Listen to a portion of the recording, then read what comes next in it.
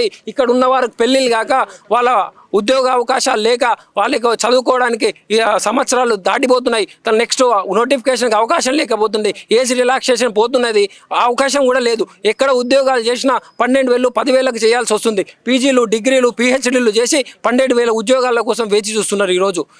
మీరు చూసుకున్నట్లయితే హైడ్రా అని ఆడ్రా అని ఈడ్రా అని పెట్టి వేల సంఖ్యలో నిలబడుతున్నారు. అదే ఉద్యోగ నోటిఫికేషన్లు ఇస్తే మేము ఏదో ఒక ఉద్యోగంలో జాయిన్ అవుతాము, ఉద్యోగాలు రాని ఎడల ఏదో వర్క్ చేసుకుంటాము. అదేవిధంగా మీరు రాజీవ్ గాంధీ అని వేరే స్కీములు పెడుతున్నారు. అది ఉద్యోగాలకు మభ్యపెట్టించే కారణమే తప్ప ఉద్యోగ అవకాశాలు ఇచ్చే ఆలోచన ఈ ప్రభుత్వానికి లేదని తెలుస్తుంది. అదేవిధంగా మనం చూసుకున్నట్లయితే స్థానిక ఎలక్షన్లు దాటిన తర్వాత ఉద్యోగాల నోటిఫికేషన్ రావు.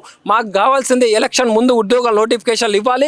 ఇక్కడ ఉన్న నిరుద్యోగులు, వేచి ఉన్న నిరుద్యోగుల మొత్తం ఆ ఆశతో చదివి మీకు గెలిపించే అవకాశాలు కూడా ఉన్నాయి. ఈ నిరుద్యోగులకి ఈ నోటిఫికేషన్ మీరు స్థానిక ఎలక్షన్ వెళ్ళక ముందే వాళ్ళకి నోటిఫికేషన్ అనేది రిలీజ్ చేయాలి. వారి ఆవేదన మీరు చూసినట్లయితే మీ ప్రభుత్వానికి ఒక మంత్రినో విద్యార్థులతో ఒక సమావేశం పెట్టండి. నీరు కారుస్తున్నారు మీరు.